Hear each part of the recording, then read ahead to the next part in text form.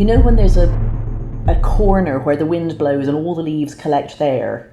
Like, I think those marriages where the man transitions and the woman doesn't want to play along with it, that's where the worst things in this whole mess get tangled up and held in that woman's inability or refusal to deny everything about herself and everything about her life, because, you know, she matters too. She's a human being too. She has a story too.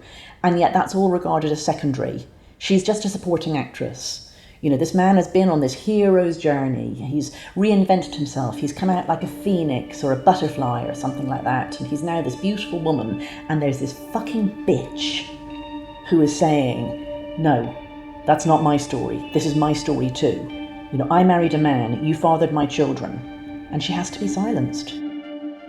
I lived with quite a lot of people who said that they were women. They didn't have a clue what a woman was. These were objects of an obsession, of a fetish. But the thing about objects of a fetish is you're only interested in them as objects. My father treated both his wives so incredibly badly. I mean, just mean. What I saw was really a hatred of women. They do not care about what happens to women when it comes to this ideology. And clearly, they don't care what happens to kids, but they well know what they're doing.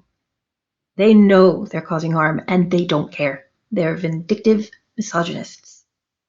I just watched that movie, The Silence of the Lambs. I thought it was pretty good. I did feel bad for Buffalo Bill, though. People are too mean to Buffalo.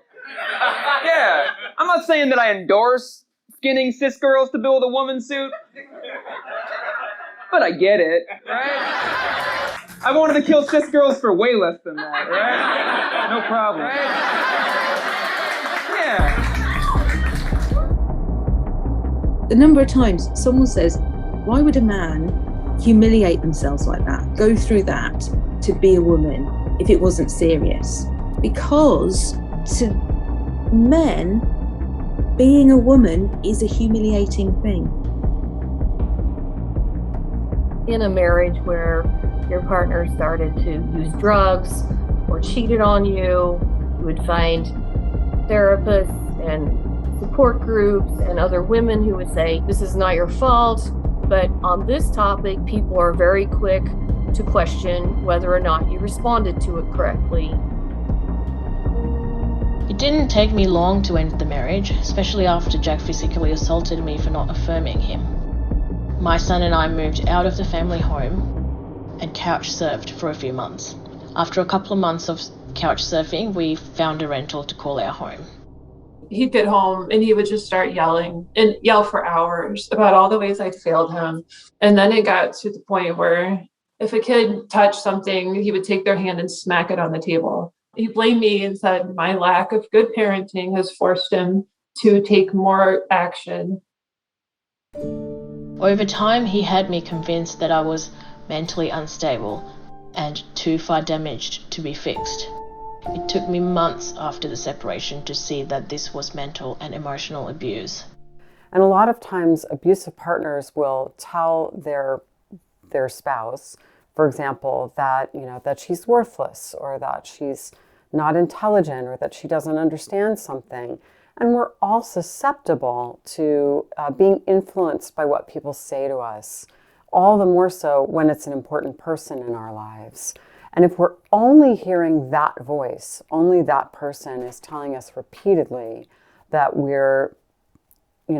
don't understand or we're stupid or we're worthless, we start to believe it, and we don't have another voice of, say, a friend or a family member counteracting that in any way.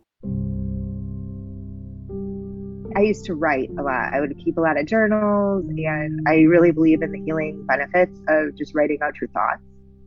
He would read my journals. He would find them and read them.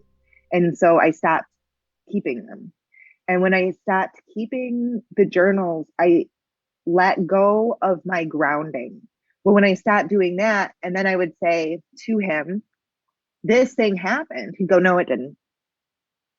And hearing, no, it didn't, enough times without anything to go back and say, yes, it did. Look, I wrote it down. I know what my memory is, and I can trust it, and I can trust myself. I let that go. In letting that go, I just allowed myself to be manipulated little by little, more and more, because I just wasn't sure. Well, maybe my memory is bad. You know how these men break women into parts to use for their sexual arousal. So they do the same. They break down their partners. They will break down grasp of your own sexuality. They will break down your mental health. They'll break down your reality. They will break you down. Because just as they like to break women as a whole down in parts, that's what they do to their partners. So these women have suffered abuse.